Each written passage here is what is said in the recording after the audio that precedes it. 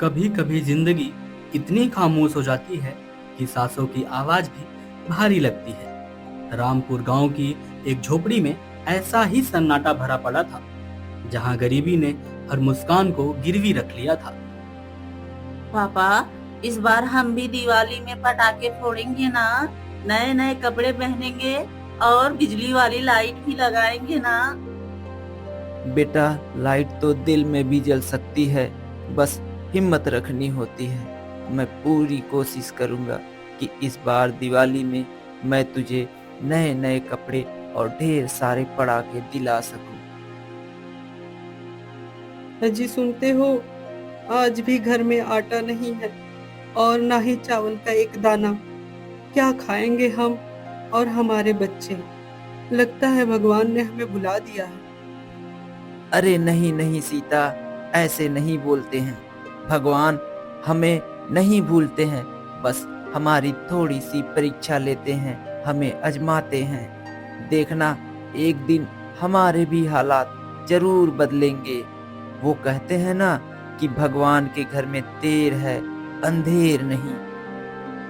भूख जब हद पार करती है तो इंसान का ईमान कांपने लगता है, पर रामू अब भी कुछ टूटे दीपक की तरह था, जो अंधेरे से लड़ना नहीं भूलता।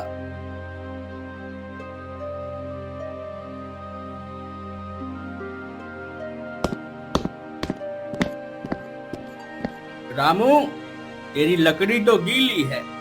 मैं इस लकड़ी के आधे दाम ही दूंगा। तुझे अगर मंजूर है तो बता, वरना अपनी लकड़ी अपने साथ ले जा।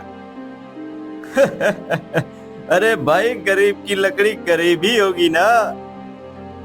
रामू चुपचाप पैसे लेता है और वहां से सर झुकाकर चला जाता है। कुछ लोगों के पास पैसा होता है और कुछ के पास वो सहन शक्ति, जो अमीरी से भी बड़ी होती है, और वही शक्ति रामू के पास थी।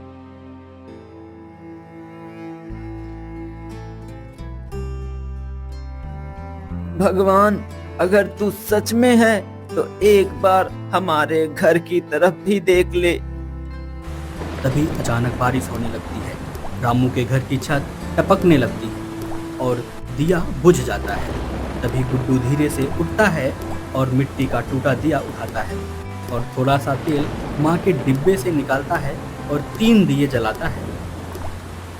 अम्मा अम्मा, देखो ना, हमारे घर में भी उजाला हुआ है ना? अब ये दिया बुझने नहीं देंगे। कभी कभी सबसे बड़ा चमत्कार एक छोटे बच्चे के दिल से होता है।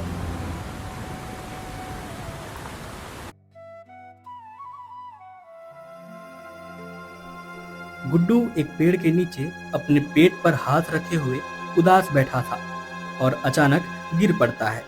तभी उस रास्ते से गुजर रहे मुकेश नाम के एक नवयुवक की नजर गुड्डू पर पड़ती है। वह उसके पास जाता है और गुड्डू को उठाता है और गुड्डू से पूछता है, अरे क्या बात है गुड्डू, लगता है तुमने आज कुछ खाया नहीं है क्या? तभी गुड्डू मुस्कुराते हुए कहता है, नहीं नहीं, अम्मा बोली थी दिवाली आ रही है, तब रोटी मिलेगी।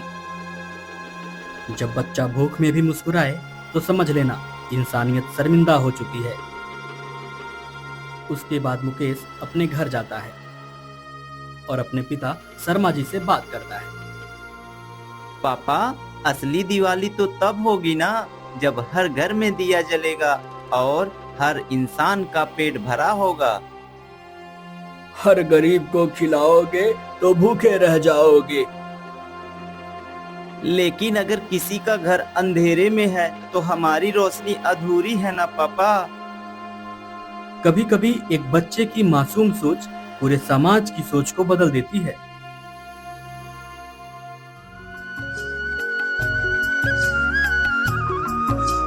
इस बार दिवाली सबकी होगी, हर घर में दिया जलेगा, रोटियां बनेंगी और हंसी गूंजेगी।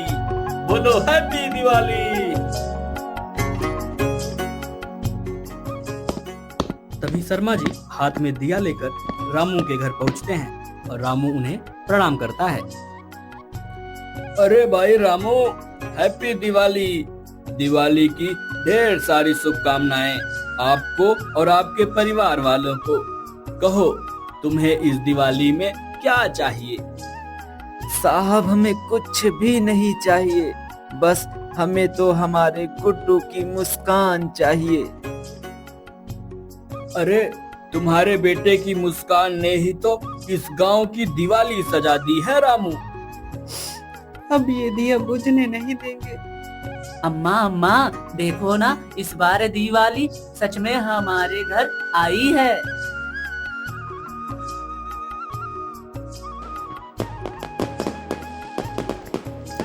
गरीबी मिट सकती है अगर इंसानियत अमीर बन जाए, क्योंकि जो दिया दिल से जले वह कभी नहीं बुझता। भगवान, तू तो नहीं आया, लेकिन तू इंसान बनकर हमारे दरवाजे जरूर आया है। तेरा लाख लाख शुक्रिया।